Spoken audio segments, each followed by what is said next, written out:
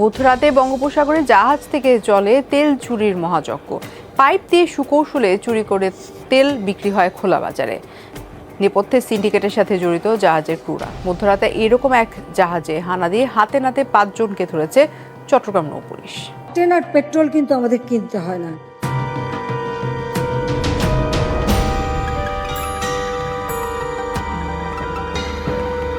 বাংলাদেশেও petrol, octane, diesel উৎপাদন হয়।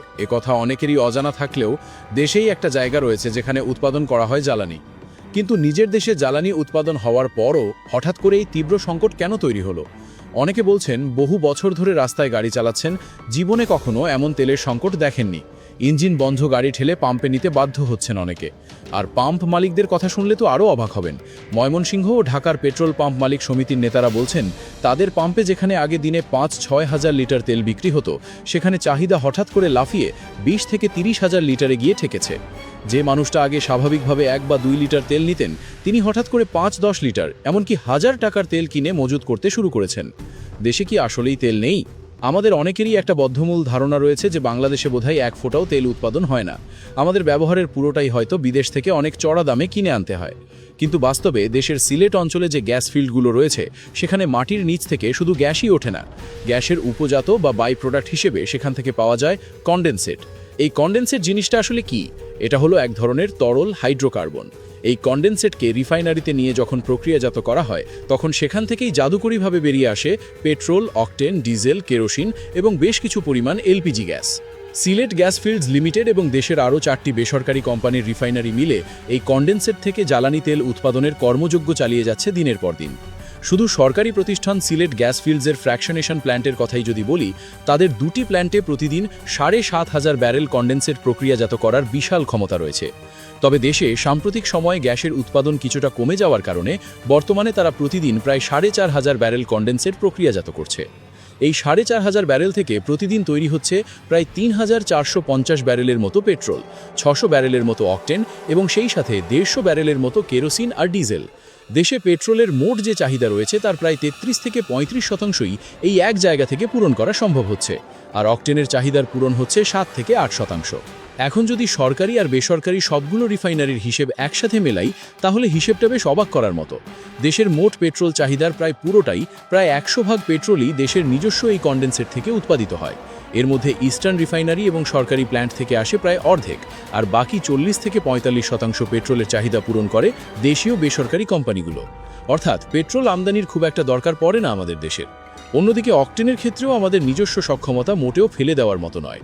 মোট চাহিদার একটা বড় অংশ, আগে যেটা প্রায় 38% ছিল আর এখন বিপিসির হিসেব মতে প্রায় 62%, সেটাই দেশীয় উৎপাদিত কনডেনসেট থেকেই মেটানো হচ্ছে। তাহলে সবচেয়ে বড় প্রশ্নটা এখানেই এসে দাঁড়ায়, নিজেদের এত বিশাল উৎপাদন ক্ষমতা থাকার পরও তেলের পাম্পগুলোতেই হাহাকার কেন দেখা যাচ্ছে? কেন সাধারণ মানুষকে ঘন্টার পর ঘন্টা লাইনে দাঁড়িয়ে থাকতে হচ্ছে জ্বালানির জন্য? সরকারের কথা অনুযায়ী তারা পরিস্থিতি দেখে বসে নেই। যখনই তারা দেখলো বাজারে একটা কৃত্রিম অস্থিরতা তৈরি হচ্ছে, তখনই তারা দেশের ভেতরের উৎপাদন আরও বাড়ানোর নির্দেশ দেয়। যে সিলেট গ্যাস ফিল্ডস আগে পরিকল্পনা করেছিল প্রতিদিন 600 ব্যারেল অকটেন তৈরি করার, সেখানে জরুরি ভিত্তিতে তাদের টার্গেট দেওয়া হলো 700 ব্যারেল উৎপাদন করার। আগে তারা সপ্তাহে 5 দিন তেল সরবরাহ করত, সেটা বাড়িয়ে টানা 7 দিনই সরবরাহের ব্যবস্থা করা হলো। এখান থেকে উৎপাদিত তেল ডিলারদের মাধ্যমে শুধু সিলেট অঞ্চলেই নয়, রংপুর, পার্বতীপুর, বাগাবাড়ির মতো বিশাল এলাকাগুলোতেও পৌঁছে যাচ্ছে প্রতিনিয়ত। জ্বালানি বিশেষজ্ঞদের মতে বিবিয়ানা গ্যাস ফিল্ডের মতো বড় জায়গাগুলো থেকে আগে যেখানে প্রতিদিন 1200 থেকে 1300 ব্যারেল কনডেনসেট আসত, সেটা গ্যাস উত্তোলন কমার কারণে এখন 900 ব্যারেলে নেমে এসেছে। স্বাভাবিকভাবেই কনডেনসেটের সামগ্রিক উৎপাদন কিছুটা কমেছে। এর ফলে দেশীয় সরবরাহ থেকে পেট্রোলের চাহিদা মোটামুটি শতভাগ মিটিয়ে ফেলা গেলেও অকটেনের ক্ষেত্রে যে বাড়তি চাহিদা তৈরি হয়েছে, সেই ঘাটতি পূরণে আমদানি করতেই হবে। হিসেব অনুযায়ী আগামী মাসের জন্য যতটা অকটেনের প্রয়োজন, তার চেয়ে দ্বিগুণ পরিমাণ অকটেন বাজারে আসছে। কিন্তু এত সবকিছুর পরও রাস্তাঘাটে গাড়ি বন্ধ হয়ে যাওয়ার মতো অবস্থা কেন তৈরি হলো?